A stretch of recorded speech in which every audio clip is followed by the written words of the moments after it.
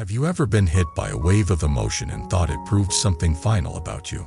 Have you ever felt guilty for being sad or angry, as if the emotion itself meant you were failing at life? Welcome back to the channel. Today we are going to explore a powerful idea that can change how you relate to everything inside you. What if emotions are not unstoppable storms that attack you from the outside?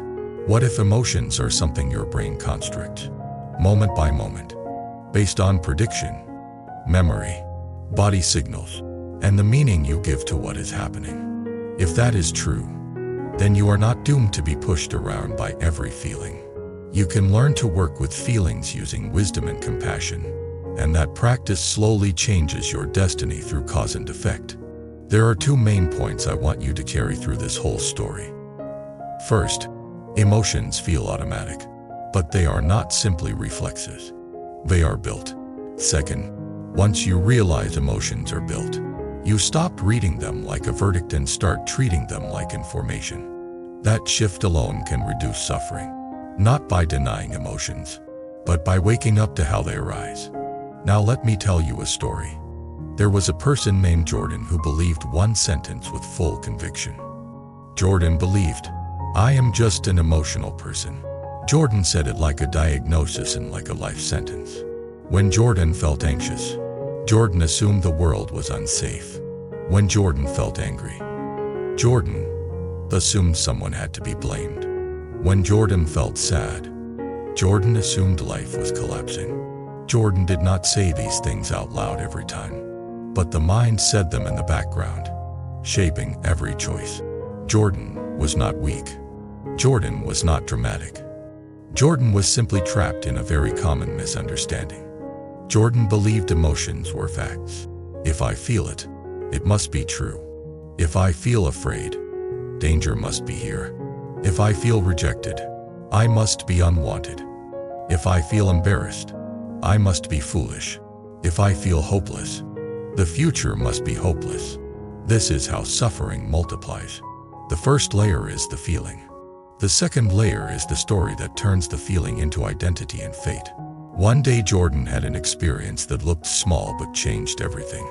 Jordan was walking into a room where people were already talking. It was a normal social moment.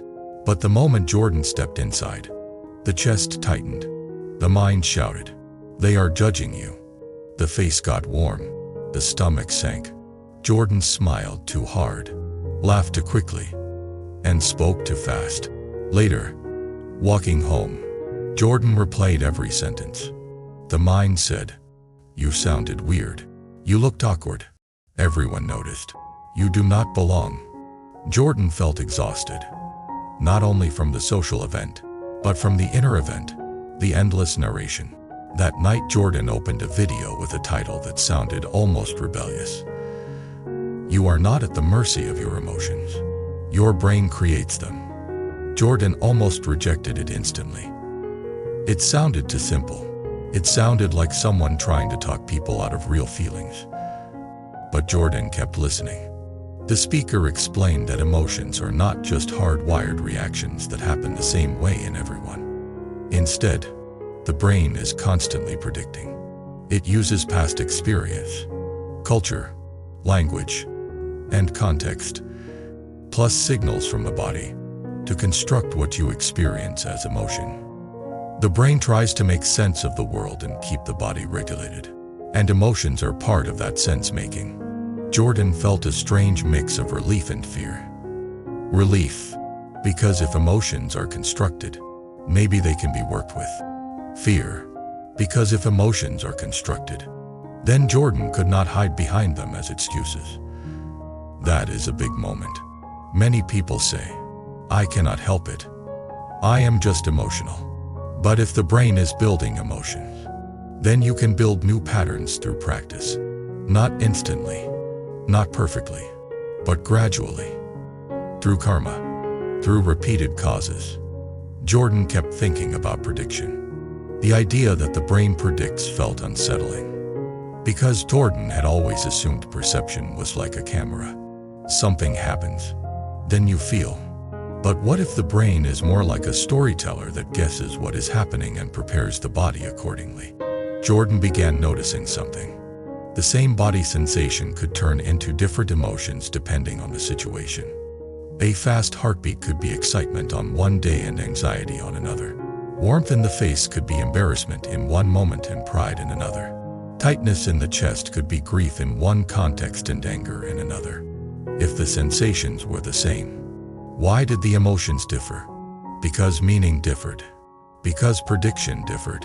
Because the brain used context to construct the feeling. Jordan realized a shocking truth. Sometimes Jordan was not reacting to the room. Jordan was reacting to a prediction of the room. That is not about blame. That is about awakening. Awakening begins when you notice the difference between reality and the mind version of reality. The next day, Jordan decided to test this idea like an experiment. Jordan went to a cafe and sat alone. The place was crowded. People were talking. Cups clinked. A barista called names. Jordan noticed a familiar tightness in the chest, a slight urge to shrink. An old story that said, "You look lonely and everyone can see it." Jordan paused. Jordan did something new. Jordan said inwardly, "This might be a prediction, not a fact." Then Jordan looked around and actually observed. Nobody was staring. Nobody was pointing. Everyone was in their own world. The tightness did not vanish instantly, but it loosened a little. Jordan realized the brain had been constructing a social thread out of old memories, not out of current evidence. This is how karma functions inside the mind. Past experience becomes a default prediction. That prediction shapes body state. The body state shapes attention. Attention selects evidence. Evidence confirms the prediction. The loop continues. When you see the loop, you can interrupt it. Interrupting is practice. Practice is the path. Jordan wanted to understand more. So Jordan started learning about how the brain keeps the body regulated. The brain is constantly managing energy needs, balancing sleep, hunger, stress, movement, and recovery. When the body budget is low, when you are tired, hungry, dehydrated, stressed, or overloaded, the brain becomes more likely to interpret sensations as threat. Jordan recognized this immediately. The worst emotional spirals often happened after poor sleep, or after skipping meals, or after scrolling late at night, or after too much caffeine, or during periods of constant pressure. Jordan had been treating emotions like moral failures, when many were partly the result of a stressed nervous system. This is a huge shift. It replaces shame with wisdom. Wisdom says, if I want more emotional stability, I do not only argue with thoughts, I also care for the body. This is compassion in practical form. Compassion is not only a feeling. Compassion is how you support conditions that reduce suffering. Jordan began making small changes. Jordan went to bed earlier. Jordan ate regular meals. Jordan drank more water. Jordan moved daily. Not as punishment, as regulation. Jordan took short pauses to breathe.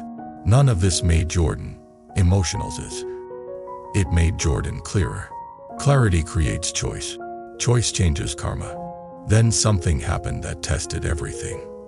Jordan received a message from a friend. A short message that could be read in many ways. It said, "We need to talk." Old Jordan would have spiraled instantly. The brain would have predicted rejection. The body would have tightened.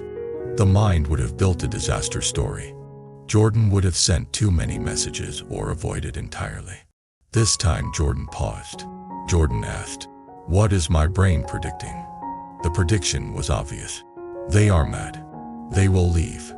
You did something wrong. Jordan noticed how quickly the prediction became a conclusion. Then Jordan did something wise. Jordan asked a clarifying question. "Sure. What is it about?" The friend replied, "I want your advice about something." The tension in Jordan's chest loosened. Jordan realized a painful truth. Jordan had been suffering from imaginary futures built by prediction. This does not mean bad things never happen. It means many moments of suffering are optional. Optional does not mean easy to stop.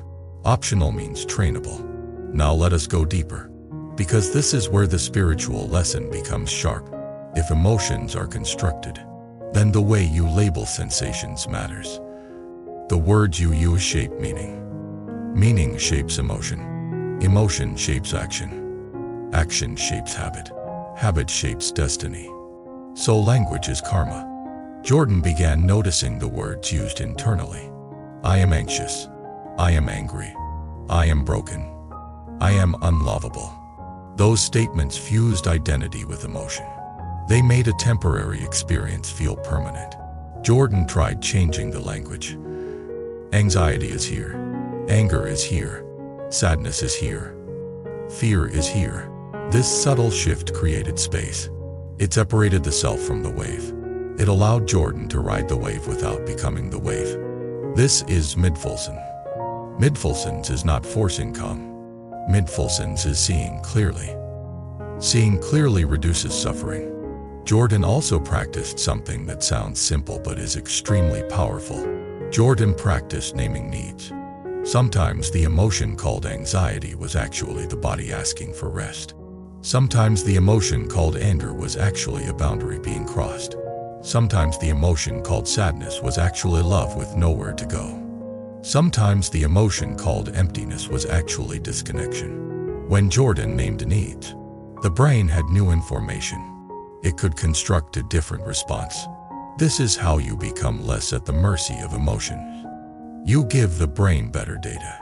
Better data leads to better prediction. Better predictions lead to less unnecessary threat. Less threat leads to more peace.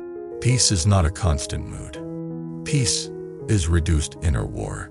Jordan wanted to understand how this affects relationships, because loneliness and conflict were major triggers. Jordan remembered that old social room moment. The chest tightening. The story of judgment. Jordan realized the brain might be predicting rejection based on old experiences. If so, Jordan might act defensive or performative. That behavior could make connection harder. Then loneliness would deepen. Then the brain would feel confirmed. So Jordan practiced a new move in social situations. Instead of trying to look perfect, Jordan practiced one honest sentence. Sometimes Jordan would say, I am a little nervous today. Or, I have been in my head lately. Or, I am glad to be here even if I feel awkward. These sentences did not always land.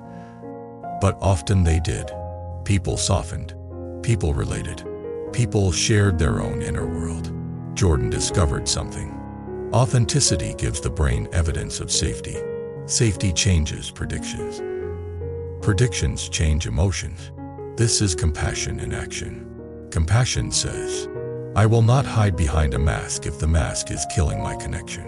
Now we need to speak about anger, because anger scares people. Jordan had always feared anger. Jordan either exploded or suppressed. Both created suffering. Learning that emotions are constructed helped Jordan relate to anger differently. Jordan noticed anger often came with body sensations and a story of injustice. The story might be valid. A boundary might truly be crossed. But the constructed part mattered. The brain could construct anger as a weapon, or it could construct anger as clarity. Weapon anger says, destroy.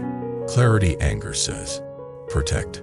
Jordan practiced turning anger into clarity by doing 3 things. First, pause and breathe so the body does not doctorate impulsive action. Second, name the boundary or value that feels threatened.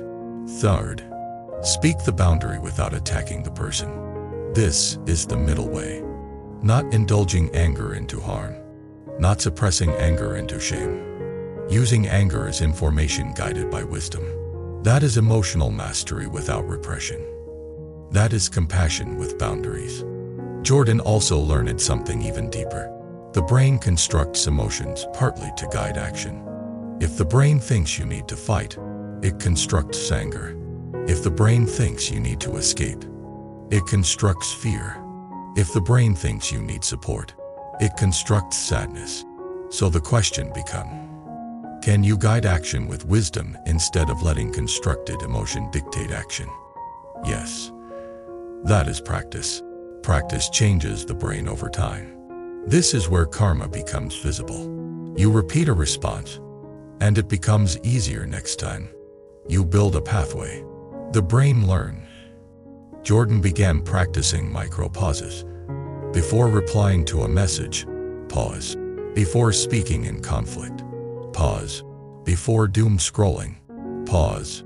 Before spiraling at night. Each pause was a small awakening. Awakening is not fireworks. Awakening is noticing. Noticing breaks automaticity. Breaking automaticity creates freedom. Now, there is a part of this teaching that can be misunderstood. So I want to be clear in a compassionate way. If your brain constructs emotion, that does not mean you are making them up or that they are not real. They are real experiences. They matter. They are signals. The point is not to dismiss feelings. The point is to stop worshiping feelings as final truth. Feelings are a kind of weather. Weather is real. But weather is not identity. Weather changes. When you know that, you stop panicking every time clouds appear. You prepare. You adjust. You move wisely. That is emotional wisdom. Jordan had a moment that proved this during a difficult week. A family conflict surfaced. Old wounds, harsh words, misunderstandings. Jordan felt overwhelmed. The body was tired. Sleep was poor. The brain budget was low. Jordan noticed emotions were more intense. Instead of blaming the self, Jordan practiced compassion. Jordan rested. Jordan made a real meal. Jordan took a short walk. Jordan breathed. Jordan postponed hard conversations until the nervous system was steadier. Then Jordan returned to the conversation with more clarity. This prevented damage. It also taught Jordan a profound lesson. Sometimes the most spiritual thing you can do is regulate your body and wait. Waiting is not avoidance when it is guided by wisdom. Waiting is skillful timing. Skillful timing reduces suffering. Now, let me share the part that often creates the strongest resonance. Many people think emotional strength means never feeling intense emotions. But real strength is different. Real strength is being able to feel intensely without becoming cruel, without becoming impulsive, without becoming self-hating, without becoming trapped. That strength comes from mid-fulsons.